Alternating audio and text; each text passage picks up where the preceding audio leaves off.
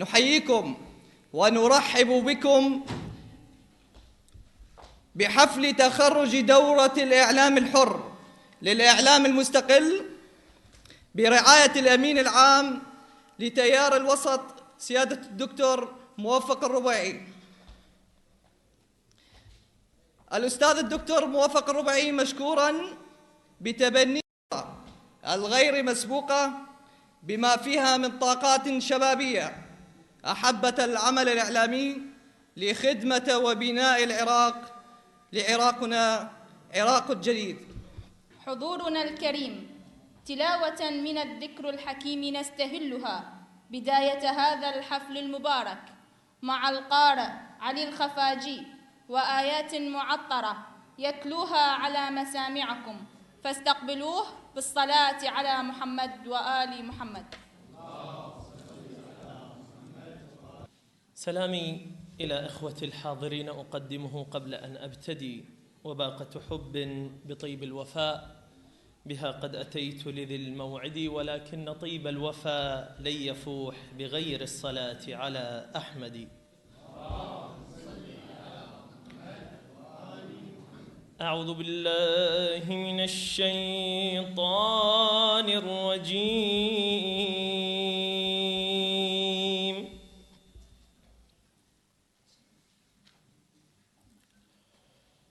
بسم الله الرحمن الرحيم.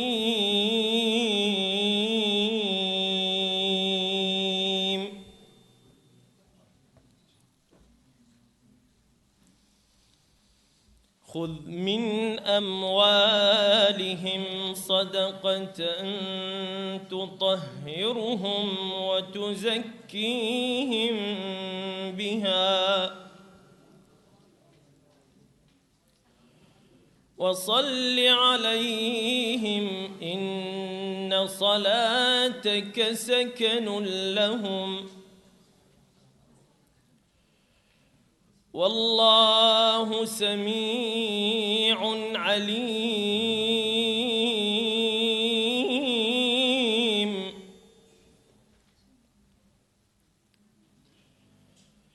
ألم يعلموا أن الله هو يقبل التوبة عن عباده ويأخذ الصدقات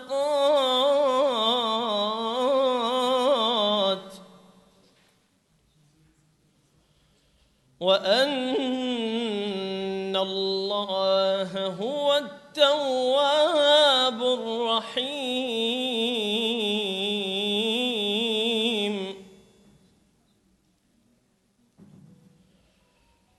وقل اعملوا فسيرى الله عملكم ورسوله والمؤمنون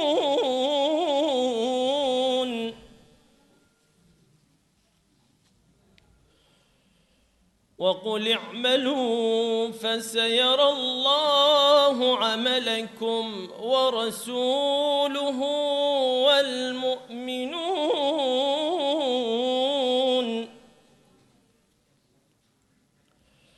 وستردون إلى عالم الغيب والشهادة فينبئكم بما كنتم تعملون.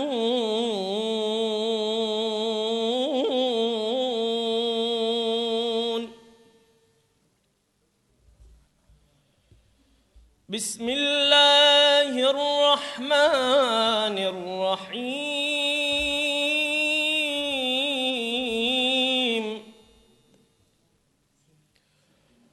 إنا أعطيناك الكوثر فصل لربك وانحر إن شانئك هو الأبتر. صدق الله العلي العظيم. زينوا هذا هذا المجلس المبارك بالصلاة على محمد وآل محمد.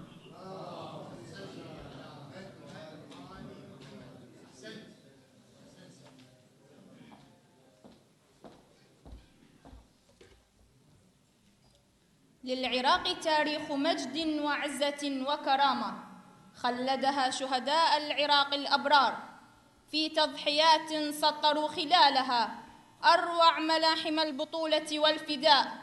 سلاما للأكرمين الذين اعتلوا صهوة المجد ونالوا شرف الشهادة. بسم الله الرحمن الرحيم.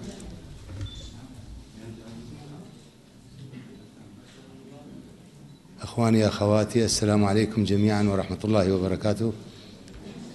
شكرا لأخي الأستاذ الدكتور شلتاغ مياح، وشكرا لأخي السيد نقيب الصحفيين الأستاذ مؤيد اللامي على حضورهم هذا الحفل الكريم.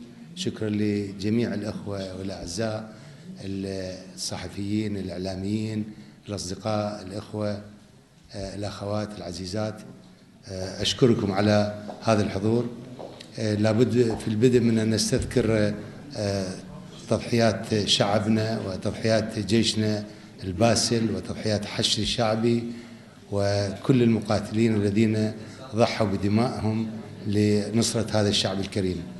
لابد كذلك أن نستمطر شعابيب الرحمة والغفران على شهدائنا الأبرار من الذين سقطوا دفاعا عن هذا البلد العظيم وعن هذه المنجزات التي حدثت بعد تجربة 2003.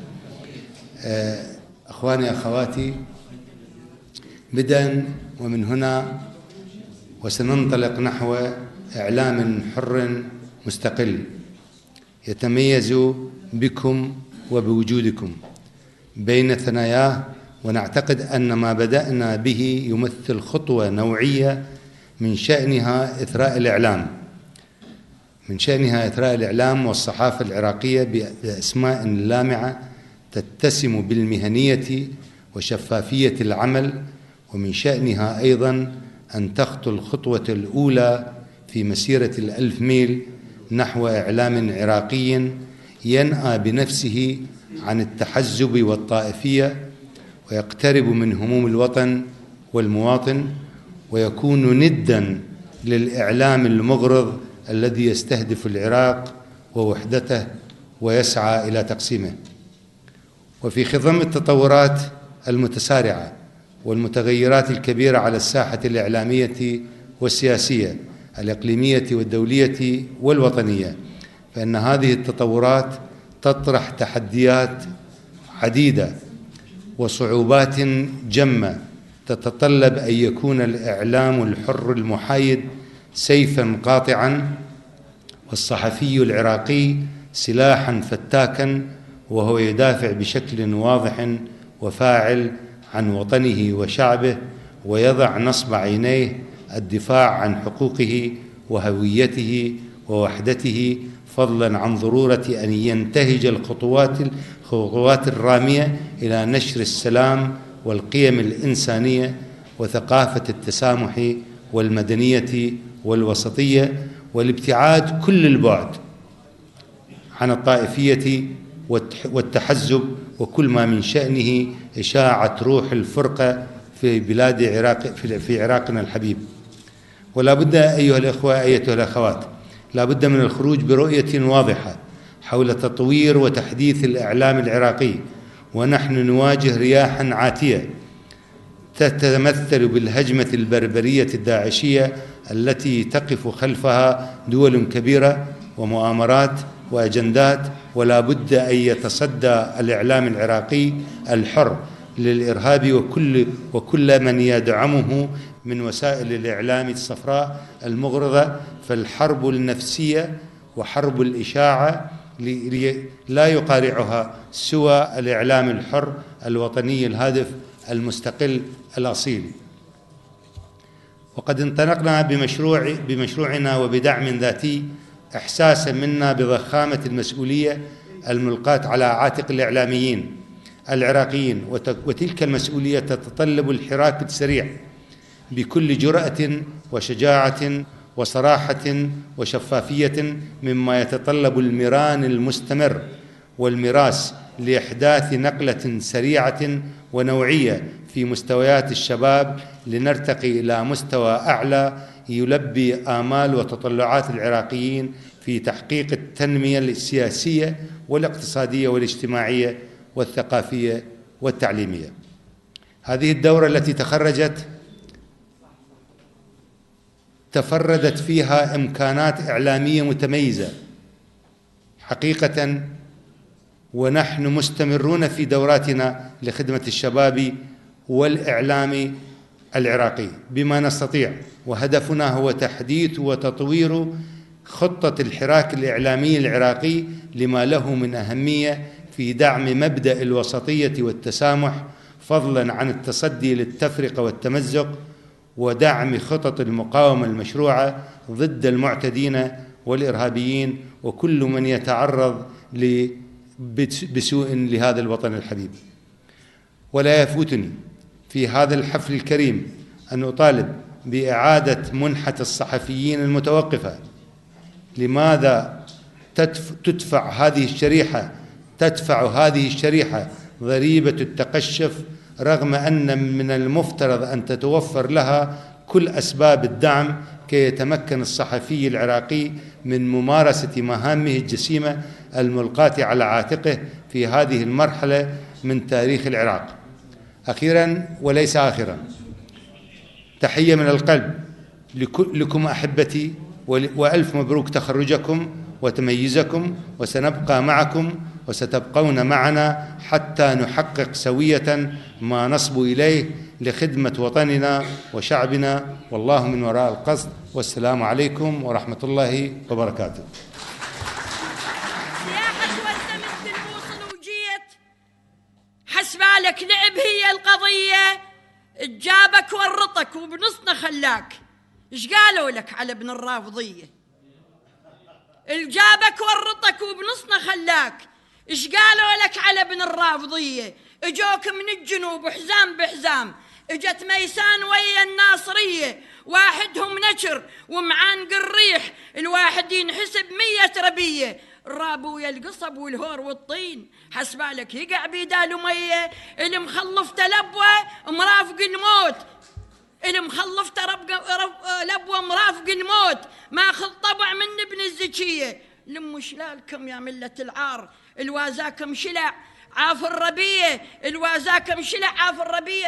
إذن أقول إلى مصطفى العذاري، أنت تعلقت صاروا حدر رجليك، لأن فردت حذائك تسوى خيرهم، ظنوا من تموت.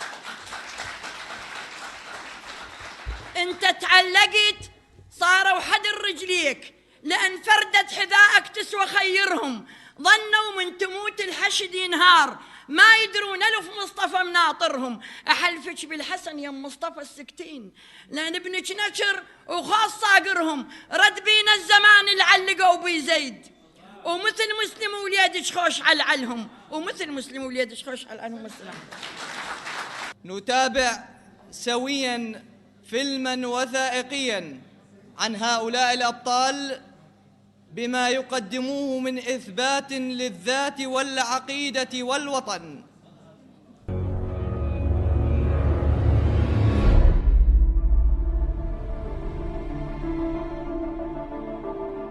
وأن من يضحي منكم في سبيل الدفاع عن بلده وأهله وأعراضهم فإنه يكون شهيدا.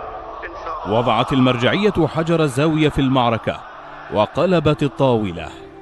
لبى المواطنون النداء، وخرج رجال محافظات الوسط والجنوب في طوابير طويلة لتسجيل أسمائهم في صفوف المقاتلين.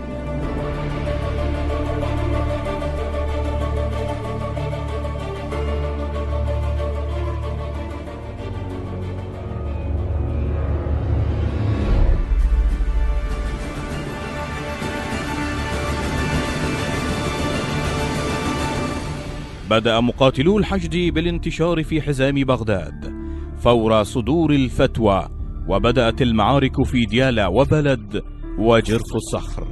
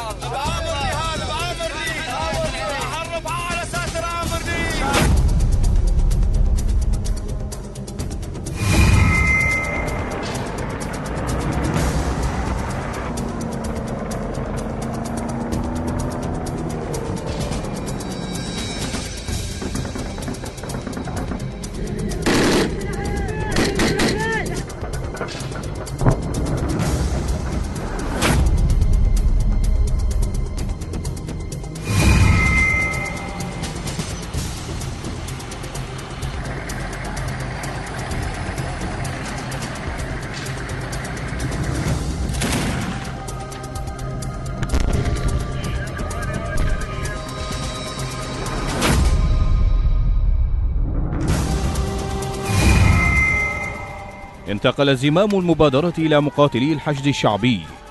هم الآن ينتقلون من معركة إلى أخرى دون هزيمة واحدة. خلال أشهر استطاع الحشد الشعبي استعادة مناطق حزام بغداد وجرف النصر وآمرلي ومحافظة ديالى بالكامل وأجزاء واسعة من محافظة صلاح الدين.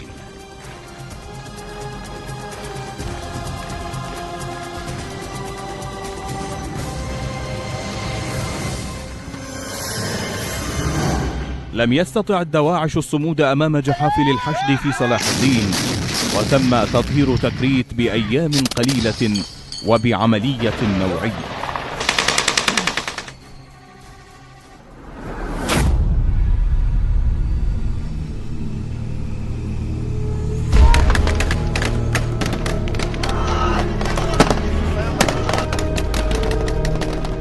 إن الانتصارات التي حدثت لم تكن لتحدث دون تضحيات.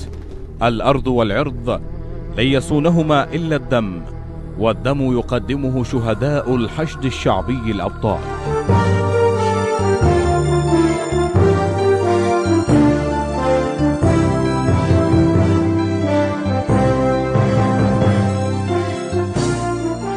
منتصرون إنا وصامدون، كنا وثابتون، عنا سل قطرة قطرة.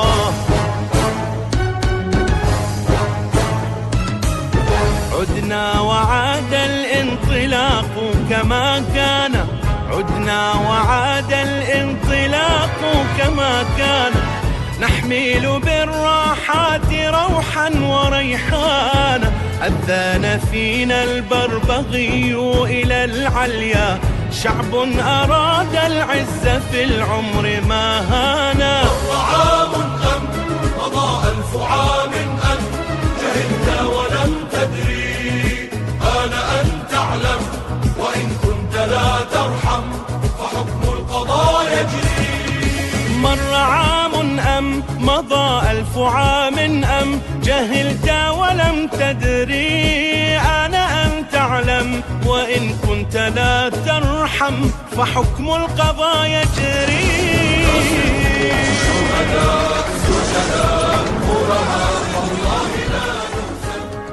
الدورة هي جاءت في وقتها، ومن الضروري أن نعمل جميعا على إقامة دورات تقنية ومهنية للإعلاميين والصحفيين في مختلف أقسام الإعلام والصحافة، وهذا ما عرفته من قبل الدكتور الربيعي بأن هذه الدورة تضمنت دروسا ومحاضرات مكثفة في عدة مجالات من الإعلام الإذاعي والتلفزيوني وحتى الورقي.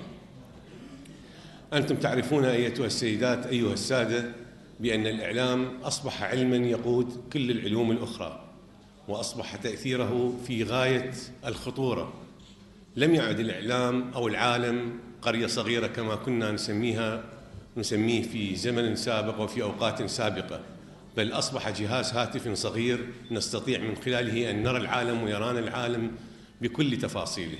الإعلام الآن حتى في معركتنا هذه مع داعش والمنظمات الإرهابية والمجاميع الأخرى بنسبة 80% ما بين إعلام وحرب نفسية.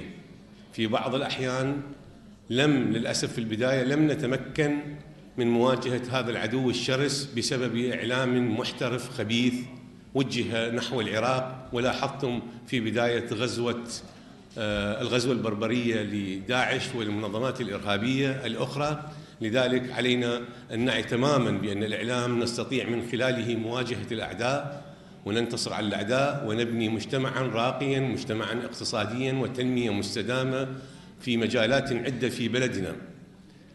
أتمنى على السيد الربيعي والسادة الأفاضل الذين يحبون بلدهم أن يستمروا في مثل هكذا دورات واحتضان الشباب.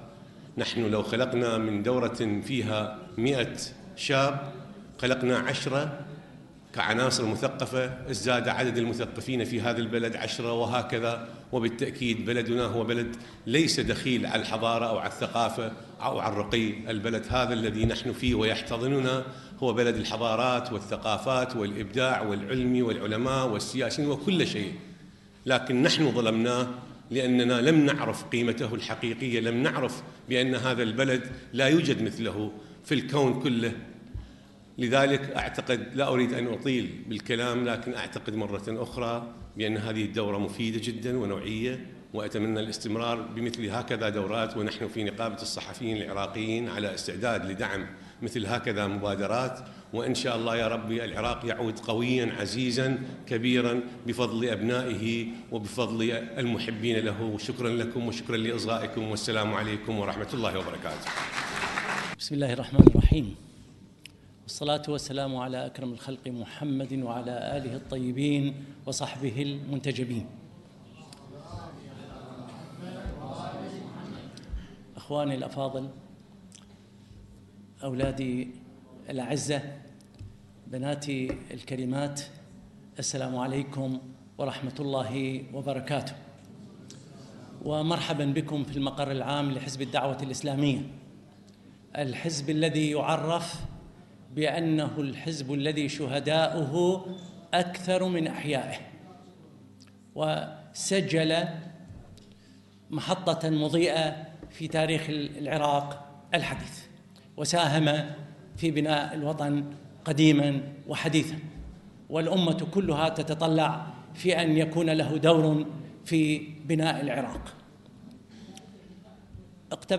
تحدث الدكتور موفق والأستاذ اللامي، والتقطت 3 مفردات أريد أن أقف عندهن قليلا: وطن، صدق، حرفية. وأنا أتحدث عن الإعلامي الذي يحب وطنه، وهو ليس بدعا في الأمر. كل شعوب الدنيا، كل الشعوب تحب أوطانها، ولي وطن آليت أن لا أبيعه وأن لا أرى غيري له الدهر مالكا، وللأوطان في دم كل حر يد سلفت ودين مستحق. هذا الوطن الذي تجري دماؤه في عروقنا، والذي نشأنا فيه، والذي ندين له وننافس الأمم فيه، هذا الوطن يستحق منا أن نقدم رقابنا وكل ما نملك، وقد فعلنا وفعلتم وتفعل الأجيال المقبلة. كل الأوطان، كل الشعوب تحب أوطانها، وقدمت الشهداء. فيتنام قدمت 1,000,000 شهيد، الجزائر قدموا 1,500,000 شهيد. وعندما نقدم الشهداء وعندما نحب الوطن، نحن كغيرنا من شعوب العالم. فحب الوطن هو المفتاح لبناء الوطن. إخوتي الأفاضل، إذا لم يجمعنا دين ولا مذهب فليجمعنا وطن. إذا كنا شيعة وسنة ولم نتفق، فلنتفق أن نعيش تحت خيمة العراق، وأن ندافع عن العراق أمام الغربان الذين جاءوا لنا من الشيشان ومن ماليزيا ومن السعودية ومن السودان دون أن نقترف ذنبا. نحن لم نقتل سعوديا، نحن ولم نقتل سودانيا ولم نقتل شيشانيا. جاءونا غربان لا ندري من أين جاءوا، ومن الذي يحركهم من وراء الحدود. وطن. إذن هذا الوطن يستحق منا ومن الإعلاميين خاصة أن يبدعوا وأن يطرزوا حروفه في قلوبه. صدق.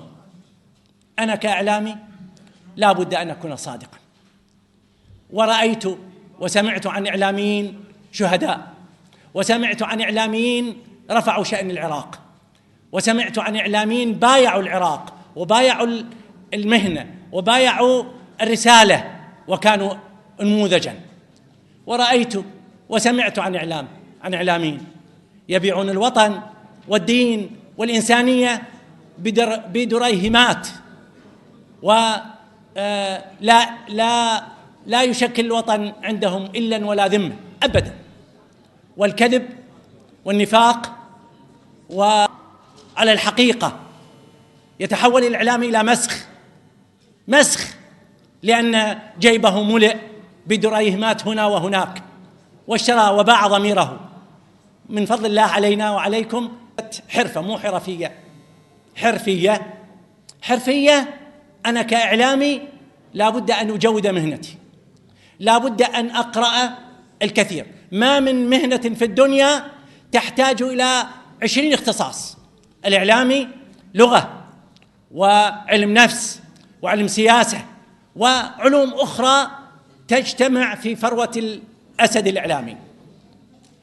الإعلامي لا بد أن يجود حرفته ويبدع من خلالها، ولا ينبغي أن نكون إعلاميين بلا إعلام، بلا حرفة، بلا دراسة، بلا شهادة، بلا حرفية، لكي نكون ناجحين وموفقين. نحب أوطاننا ونصدق مع ذاتنا ونجود حرفتنا. والسلام عليكم ورحمة الله وبركاته.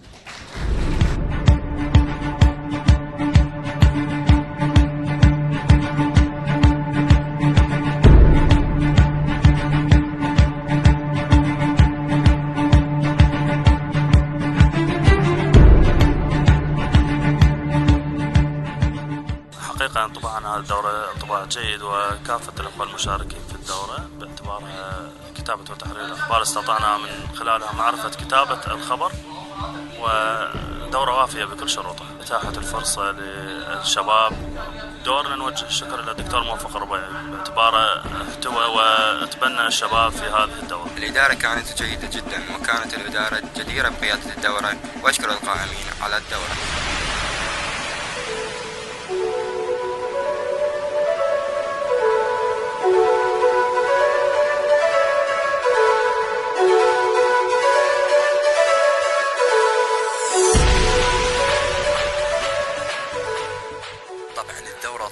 الكثير من المعلومات الإعلامية، سواء من كتابة التقارير أو تحرير الخبر أو في مجال التصوير وغيرها. وإحنا نقدم شكرنا وتقديرنا لراعي الدورة الدكتور موفق الربيعي وأستاذ مدير مكتبه الإعلامي أستاذ فاضل سراي وكل الأخوة القائمين على هذه الدورة، نشكرهم جزيل الشكر. أقدم شكر لحضرة الدكتور موفق الربيعي باحتضان لهذه الطاقات الإعلامية، الطاقات الشبابية، وإضافة إلى الأستاذ فاضل. طبعا جهود كبيرة حقيقة، نحب نشكرهم ونثني على جهود مباركة إن شاء الله. على الرغم من الظروف اللي يمر بها البلد، لابد هناك احتضان يعني الجوانب الأخرى. طبعا مبادرة جميلة، الدكتور موفق الربيعي احتضن جزء من هذه المواهب، يعني تعتبر مواهب غير يعني قليلة، ونشكر احنا شكر جزيل. الدورات الإعلامية مو فقط هي اللي نحتاجها احنا حاليا للشباب، يعني بفترتنا الحالية نحتاج إلى دورات أخرى في مواد مثلا اللغات، قضايا يتعلق بالخطابة، قضايا يتعلق بتنمية المهارات للشباب. طبعا المهارات المتعددة مو فقط مهارات محددة فقط تقتصر على الإعلام. فهذه الدورات هي من جانب كونها هي يعني دورات مجانية، من جانب كونها تحتوي على أفضل الأساتذة اللي يقدمون فتح خبراتهم أو نتاج أعمالهم اللي استمرت لسنوات وما اكتسبوها يقدمون للشباب، فهذا راح يضيف الكثير يعني.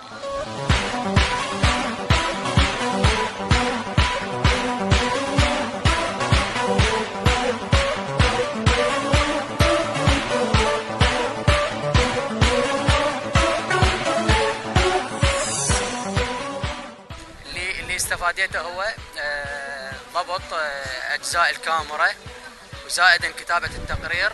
اكو اختلاف اهتمام بهذه الدورات، زائدا اكو اضافه بهذا الدار دورات فرنسي. يعني مع شكري للدكتور حضوره ودكتور استاذ فاضل تعب ويانا وخلانا نكون اعلاميين ناجحين، وان شاء الله نكون اعلاميين ناجحين. لغه جيده واستفادينا من عندها، واضافت لي هواي نقاط ما كنت اعرفها اني، تعلمت من عندها. شجعت الشباب اللي ما حالفهم الحظ بالدراسات يعني بدون شهادات، وتبناهم الأستاذ والدكتور موفق الربيعي، وهذا شكر كلش حلو. مبادرة كانت جميلة من عنده، تبني هاي المجموعة اللي أرجع وأعيد ما حالفهم الحظ بالدراسة. دورات كانت مفيدة، واستفدنا الكثير من هذه الدورات، من التحرير والتصوير والمراسل وتقديم البرامج. وإن شاء الله نطلب من الدكتور موفق الربيعي أن تستمر هذه الدورات، استفادت الكثير من الشباب منها.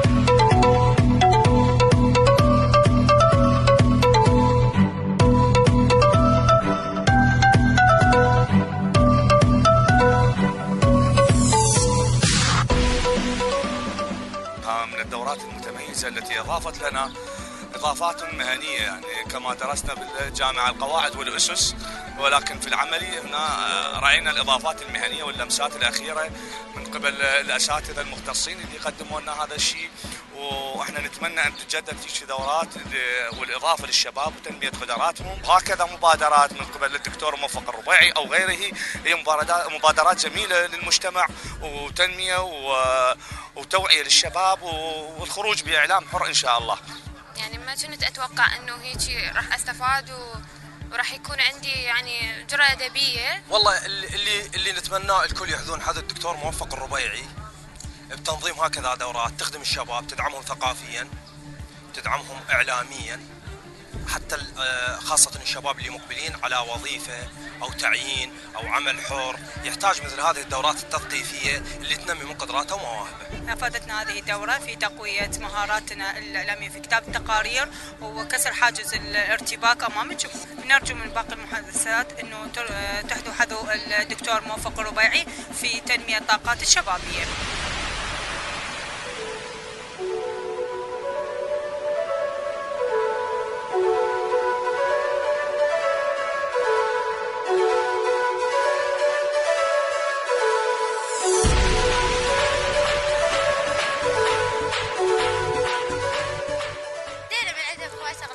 يعني الإعلام إحنا ما كان لنا دخل أصلا بالإعلام لأن إحنا علوم سياسية، بس عرفنا يعني شلون نسوي تقارير، شلون نقدم. يعني للأسف هناك سلبيات، وخاصة يعني هناك طلبة إعلام يعني خريجين كليات الإعلام لا يعرف أن يكتب تقرير صحفي ولا يعرف أن يكتب تحقيق صحفي. يعني هذا يحز بخاطرنا مثل هكذا شيء، والحمد لله إحنا تجاوزنا هذه السلبيات الآن. يعني مثل ما ربما حضرتي أنت حضرتش بالدورة وشفتي الكل يكتب التقرير الصحفي، الكل يكتب مقدمة البرنامج، الكل يعرف أن يكتب الخبر. حتى المصورين أصبحوا على دراية بكيفية اللقطة التلفزيونية وكيفية أخذ الصورة وما إلى ذلك. يعني نجحنا في تجاوز السلبيات، والآن نحن أمام فئة إعلامية مميزة إن شاء الله.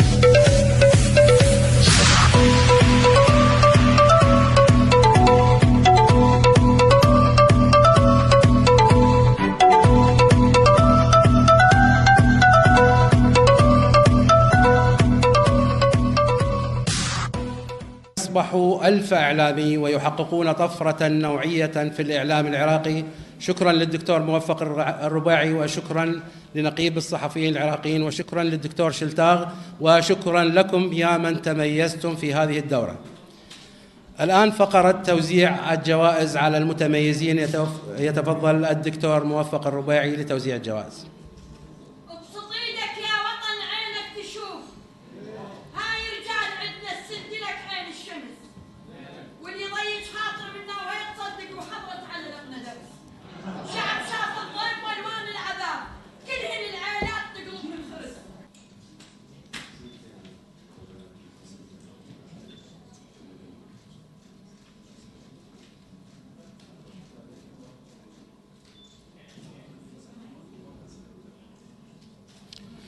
في قسم إعداد التقارير الإخبارية الأولى شهد محمد،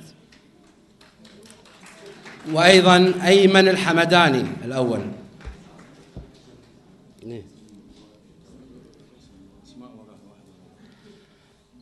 الأول على قسم التصوير عبد الأمير سلام الحسناوي.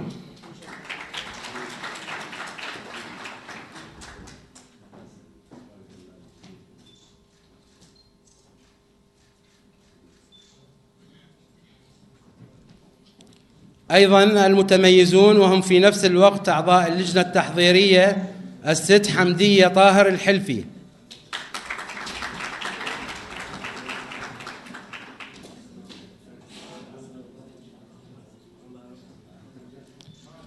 والست زهراء عبد الرضا طوفان،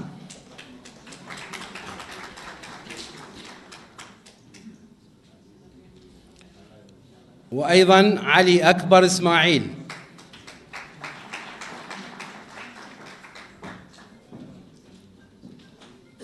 وأيضا المتميز أمير علي محمد،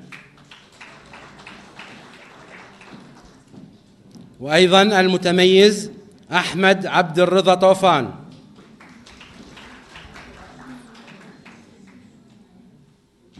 وأيضا المتميز حسين باسم السوداني،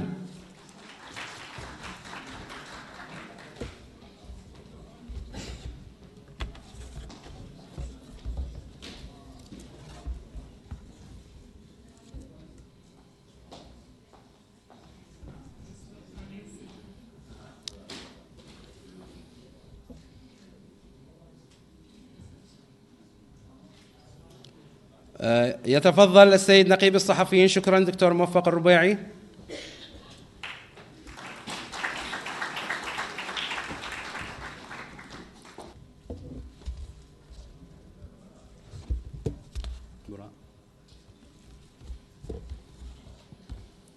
المتميز يحيى الحياني.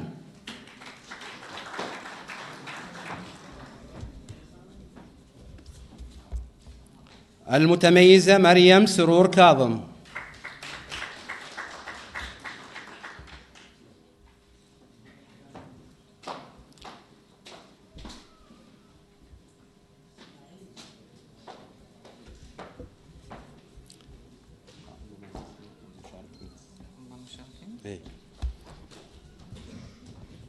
المتميزة رغد أركان علي.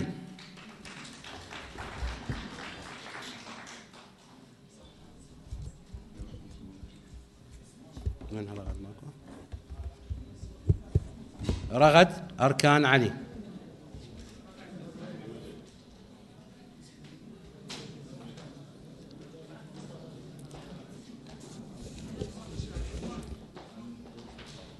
المتميز عثمان ياسين.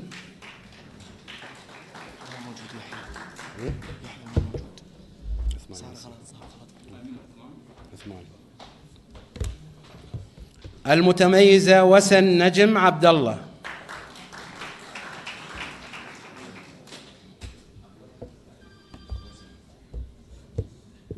المتميزة حنان ناجي عبد علي.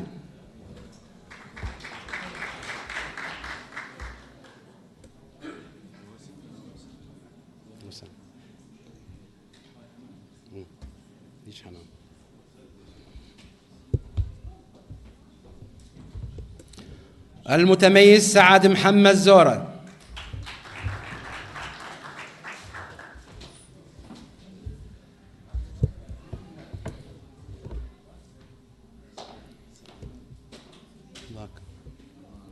المتميز حمزة عبد الرضا.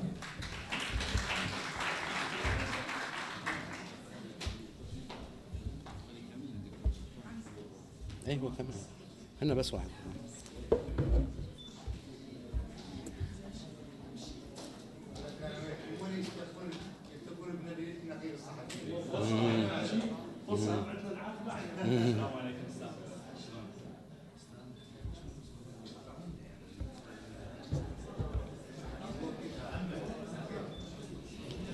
المتميز تيسير عايد.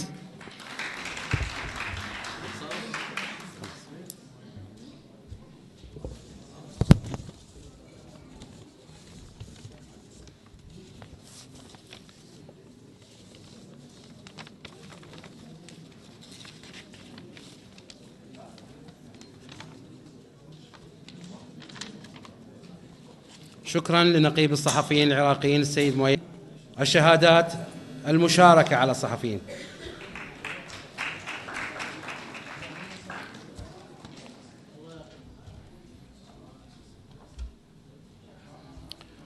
علي صفاء حسن علي.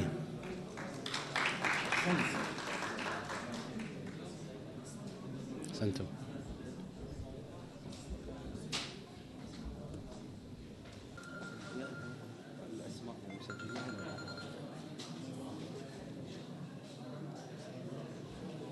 إيهاب أحمد محمد نوري.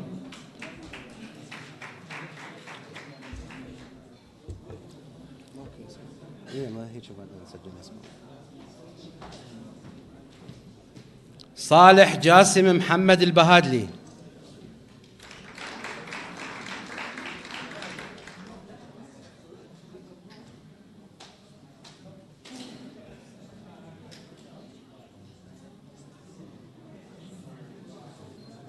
ضياء الدين علي ناجي.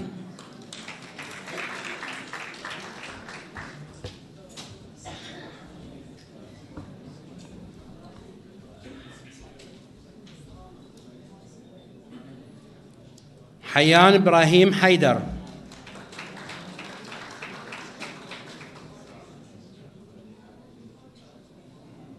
أمير حسين سالم.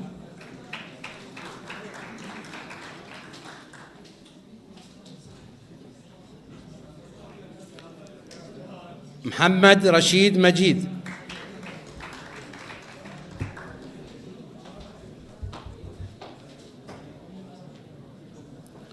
علي صفاء حسن.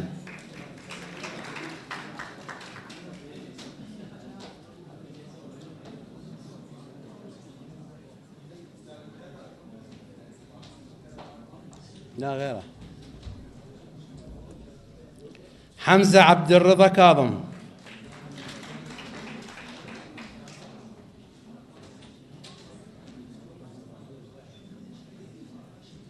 ندى عبد الحسين جبار.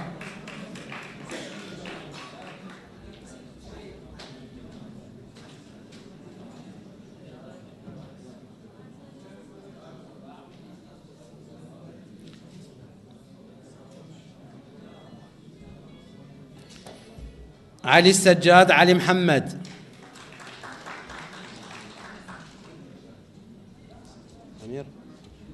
أمير ندى قامت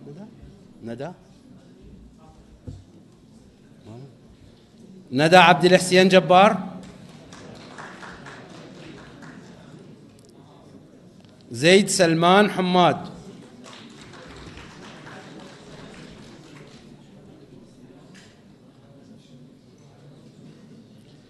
ياسين نوفل رشيد عبد الأمير.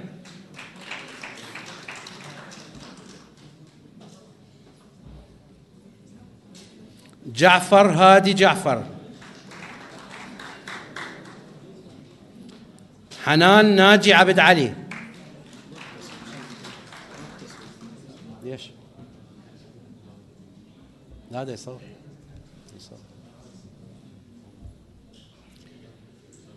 أكرم عبد الزهرة جاسم.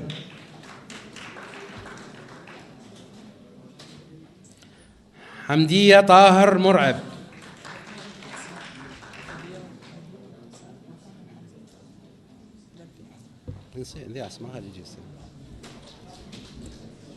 عبد العباس هاشم راضي.